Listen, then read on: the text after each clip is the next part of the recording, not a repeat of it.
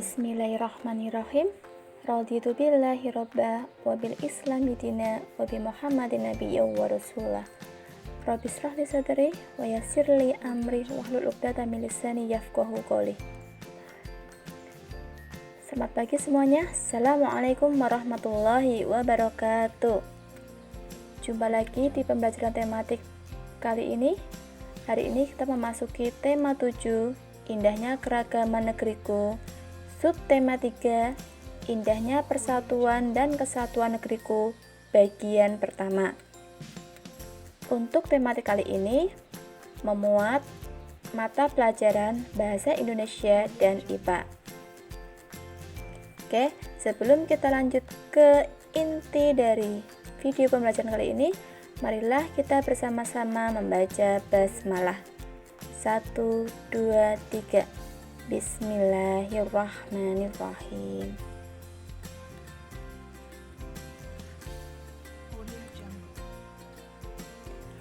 Mencari arti kata sulit dan istilah dalam teks. Kata sulit dalam suatu teks adalah kata yang belum kamu ketahui artinya. Dalam suatu teks, kata sulit juga dapat berupa istilah. Nah, istilah adalah kata atau gabungan kata yang menjelaskan konsep atau keadaan dalam bidang tertentu.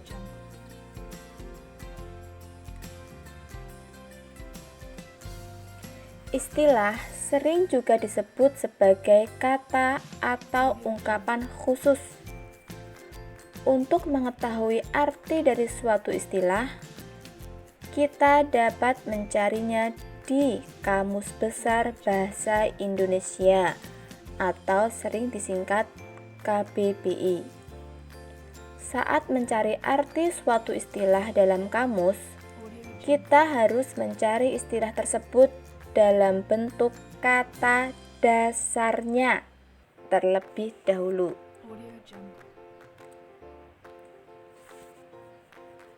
Contoh, di sini ada kata kesatuan.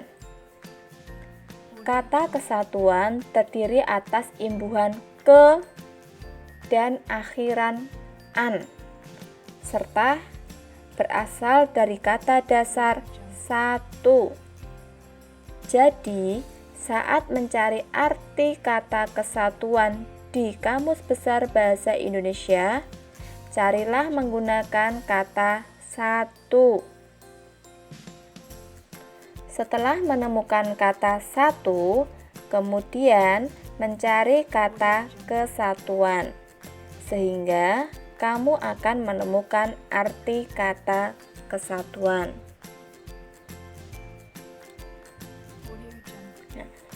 Contoh menuliskan kata-kata sulit dan artinya. Di sini kami memberikan 3 contoh kata sulit. Ada mufakat, rukun, dan khas. Kata sulit mufakat setelah kita cari di Kamus Besar Bahasa Indonesia, kita menemukan artinya yaitu telah mencapai kesepakatan. Kata rukun memiliki arti baik dan damai. Kata khas memiliki arti khusus dan teristimewa.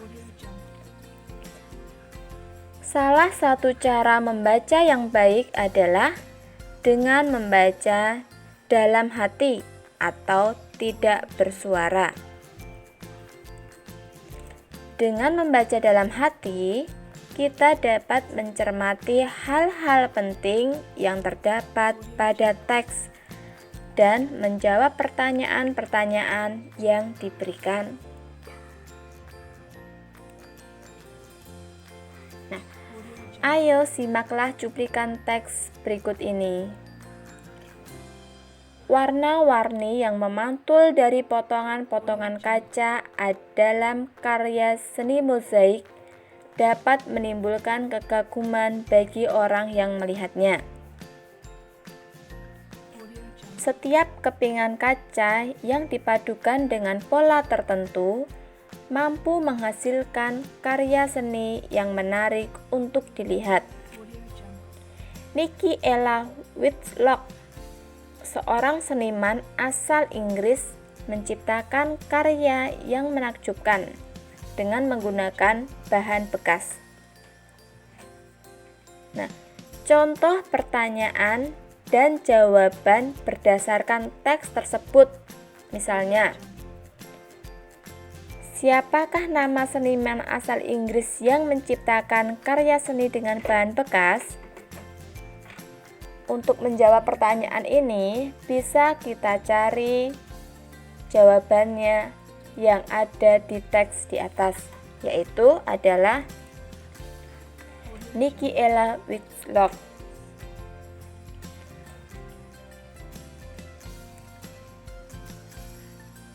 Nah, sekarang menyampaikan informasi baru melalui peta pikiran.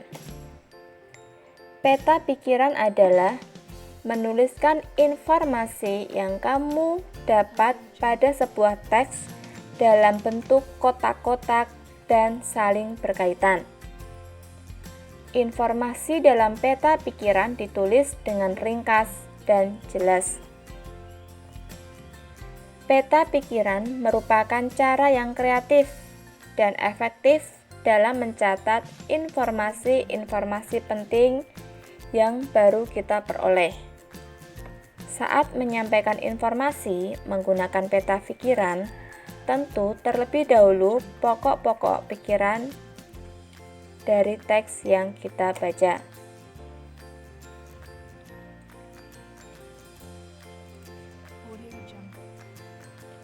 Pokok-pokok pikiran dapat berupa ide pokok setiap paragraf dalam suatu teks.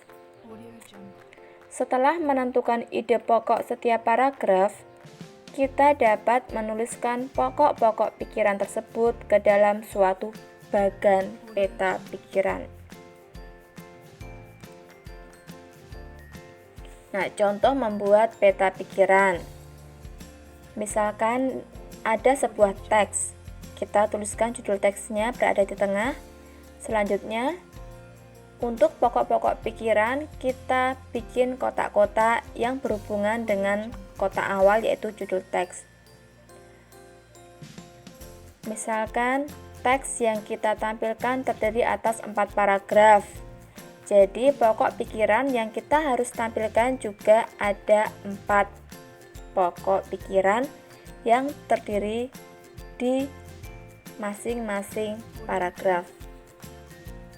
Bisa kita perhatikan bagan yang tampil dalam video kalian masing-masing.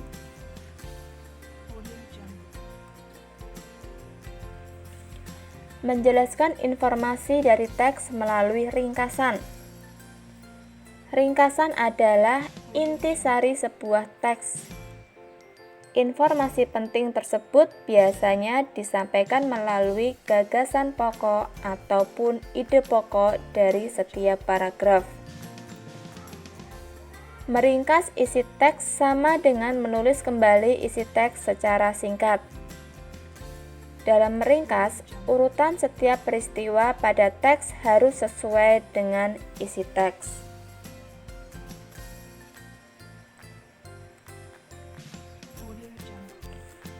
Ayo, ringkaslah teks di bawah ini. Budaya di Indonesia memang sangatlah beragam, termasuk kulinernya. Masing-masing daerah memiliki makanan khasnya sendiri. Kini, sejak saya tinggal di Jawa Barat selama beberapa tahun terakhir, menu favorit makan pagi saya pun bergeser menjadi lontong kare.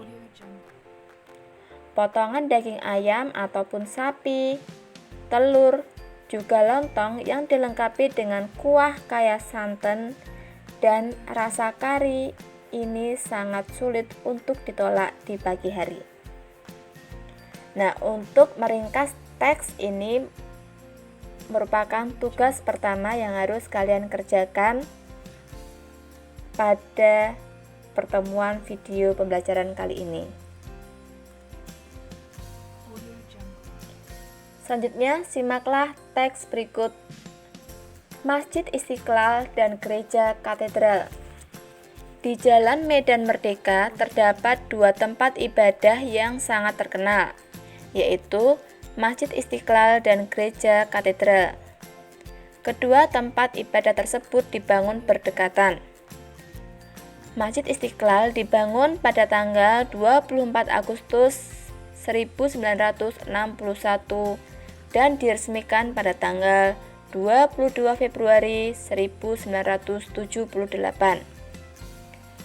Masjid Istiqlal merupakan masjid terbesar di Asia Tenggara. Pencetus pembangunan Masjid Istiqlal adalah Insinyur Soekarno. Sedangkan Gereja Katedral dibangun pada tanggal 16 Januari 1899 dan selesai pada tanggal 21 April 1901. Gereja Katedral diresmikan dan diberkati oleh Edmundus Syabradus Pripen. Umat kedua agama tersebut hidup rukun dan berdampingan. Hal ini mencerminkan sikap persaudaraan, persatuan, dan toleransi antar umat beragama di Indonesia. Nah, dari teks yang kita baca tadi, sekarang coba buatlah peta pikirannya. Kamu bisa menuliskan peta pikiran seperti pada contoh bagan yang sudah kami siapkan. Ini merupakan tugas kedua dari video kali ini.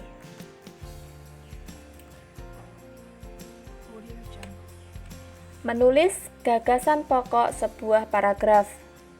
Gagasan pokok adalah inti dari pembahasan pada sebuah paragraf. Dengan memahami gagasan pokok sebuah paragraf, kamu dapat memahami isi dari paragraf tersebut. Gagasan pokok terletak pada kalimat utama. Biasanya, kalimat utama tersebut terletak pada awal atau akhir sebuah paragraf. Ayo simaklah teks berikut ini. Pada tahun 1959, Presiden Soekarno memberikan gelar Bapak Pendidikan Indonesia kepada Ki Hajar Dewantoro. Gelar ini diberikan karena jasa beliau dalam merintis pendidikan di Indonesia. Tanggal 2 Mei ditetapkan sebagai Hari Pendidikan Nasional. Penetapan itu bertepatan dengan hari lahir Ki Hajar Dewantoro. Berdasarkan teks tersebut, dapat kita gali kalimat utama dan gagasan pokok. Untuk kalimat utamanya adalah, pada tahun 1959, Presiden Soekarno memberikan gelar Bapak Pendidikan Indonesia kepada Ki Hajar Dewantoro. Sedangkan gagasan pokoknya adalah pemberian gelar Bapak Pendidikan Indonesia. Nah, dari video muatan pelajaran bahasa Indonesia tadi, kita memiliki dua tugas, yaitu yang pertama meringkas teks, dan yang kedua adalah membuat peta pikiran berdasarkan teks yang sudah kita baca. Selanjutnya, menjelaskan gaya magnet dan gaya gravitasi. Gaya magnet adalah gaya tarik atau gaya tolak yang ditimbulkan oleh sebuah magnet terhadap suatu benda. Benda yang dapat ditarik dengan kuat oleh magnet disebut ferromagnetik. Misalnya, besi, baja, dan nikel. Sedangkan benda yang dapat ditarik oleh magnet dengan lemah disebut benda paramagnetik. misalnya aluminium, kaca, dan kayu. Sifat-sifat magnet. Yang pertama, magnet memiliki gaya tarik. Contoh benda yang dapat ditarik magnet antara lain benda yang terbuat dari besi dan nikel. Semakin dekat jarak benda dengan magnet, maka akan semakin kuat daya tariknya. Yang kedua, gaya tarik magnet dapat menembus benda-benda tertentu. Jika antara magnet dan benda magnetik diberi penghalang, misalnya kertas, maka magnet dapat menarik benda magnetik tersebut. Benda-benda seperti kertas, kain, dan plastik yang tipis dapat ditembus oleh magnet.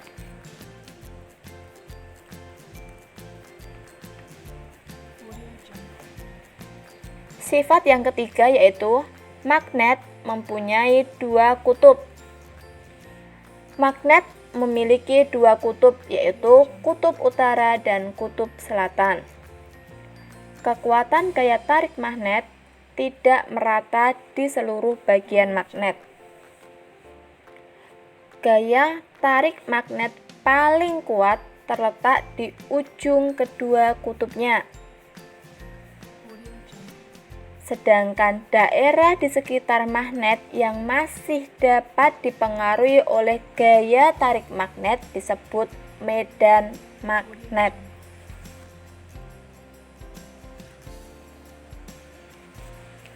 Berdasarkan asalnya, magnet dibedakan menjadi dua macam, yaitu magnet alam dan magnet buatan.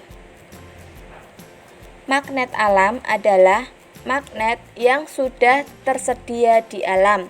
Contohnya, batuan yang dapat menarik besi.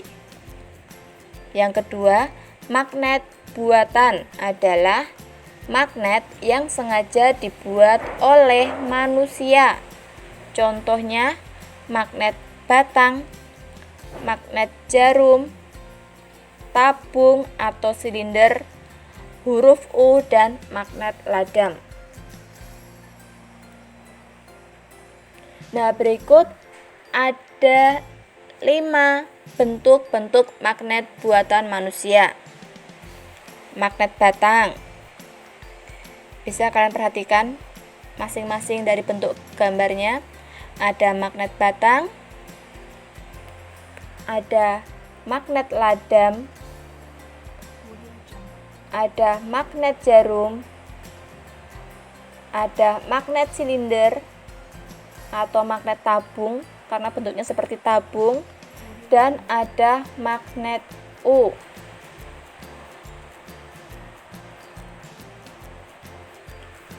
Berikut contoh pemanfaatan gaya magnet dalam kehidupan sehari-hari.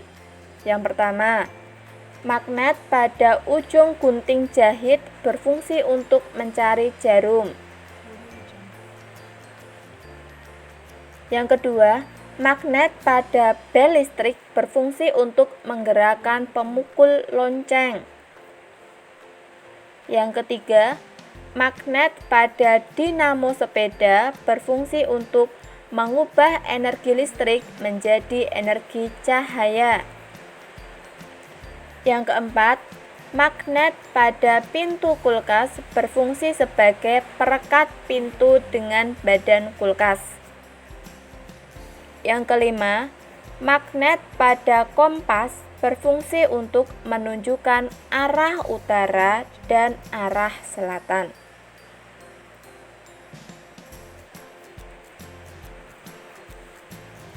Berikutnya ada gaya gravitasi.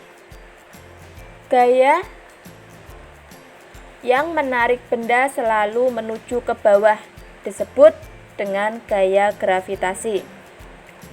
Gaya gravitasi terdapat pada semua benda. Semakin berat benda, semakin besar gaya gravitasinya. Gaya gravitasi bumi adalah gaya yang ditimbulkan oleh tarikan bumi.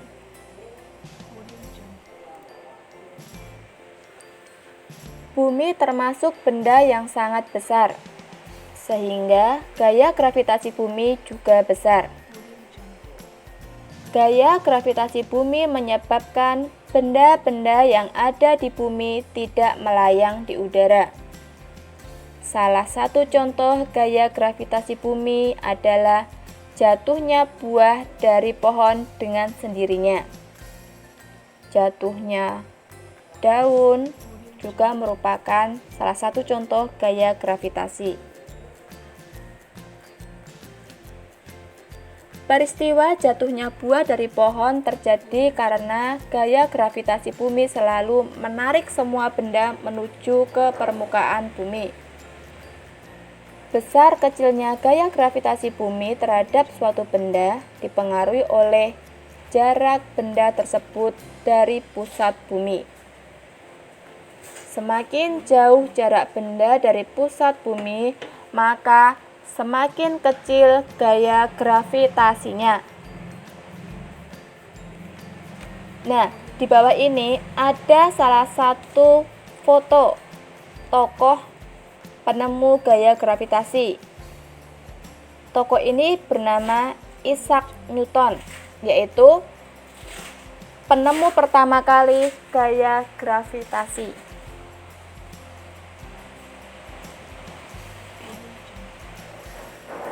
Berat suatu benda tidak mempengaruhi kecepatan jatuh benda tersebut,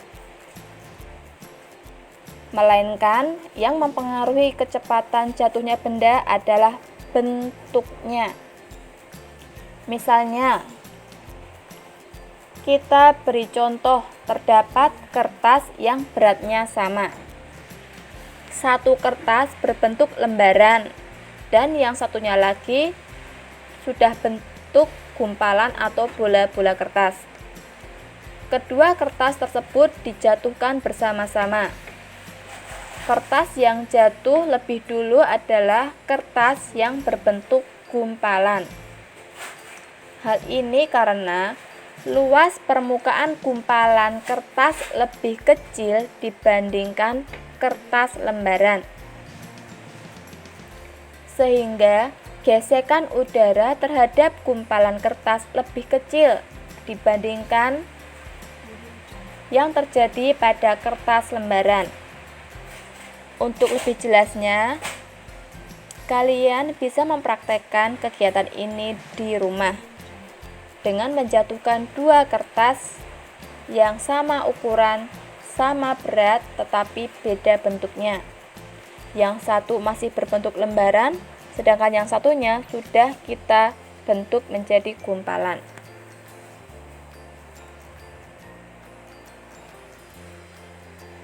Contoh pemanfaatan gaya gravitasi dalam kehidupan sehari-hari.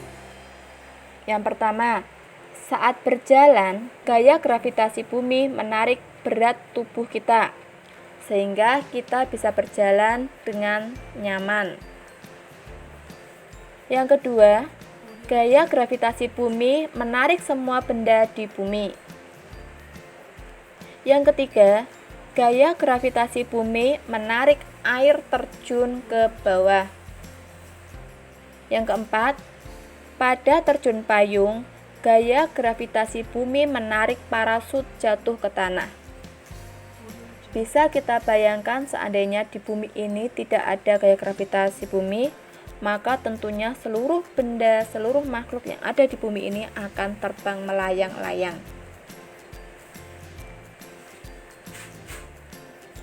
Menjelaskan gaya gesek dan kegunaannya dalam kehidupan sehari-hari. Gaya gesek adalah gaya yang terjadi jika dua permukaan benda saling bergesekan. Besar kecilnya gaya gesek dipengaruhi oleh permukaan benda yang saling bersentuhan atau bergesekan. Bisa kita perhatikan gambar yang tampak pada video ini.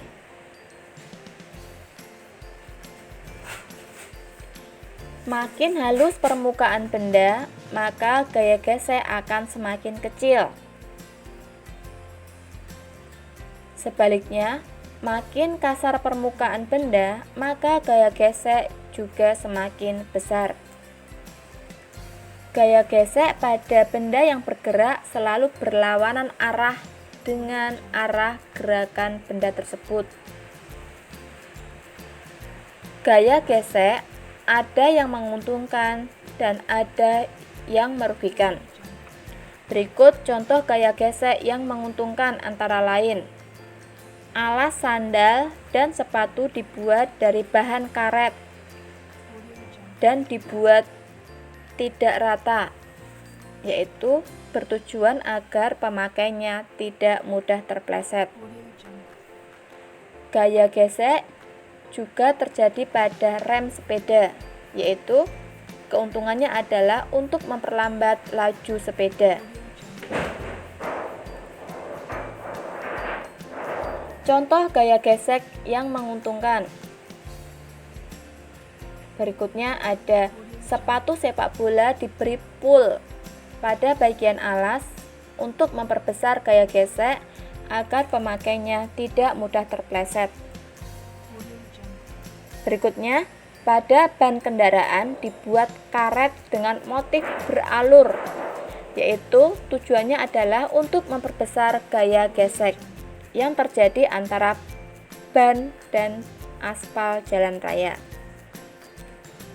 Berikutnya, contoh gaya gesek yang merugikan. Pada mesin sepeda motor atau mobil selalu terjadi gesekan antara bagian-bagiannya. Nah, gesekan itu akan membuat mesin cepat rusak atau aus. Untuk mengurangi gesekan tersebut, biasanya mesin sering diolesi dengan pelumas atau oli.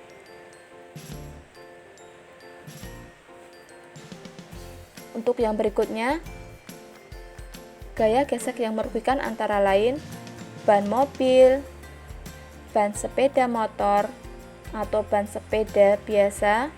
Jika sering digunakan lama-kelamaan, alur ban sepeda hilang, sehingga ban akan tampak halus atau gundul.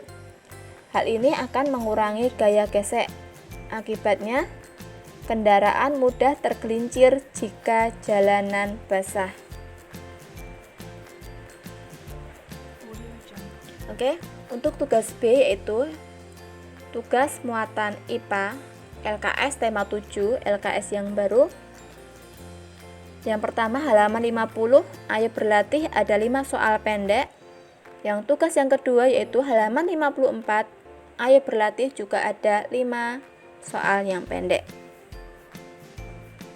Silakan dikerjakan dengan penuh tanggung jawab dan penuh semangat tentunya. Oke, terima kasih. Sekian pertemuan kita. Alhamdulillah dari kami. Wassalamualaikum warahmatullahi wabarakatuh.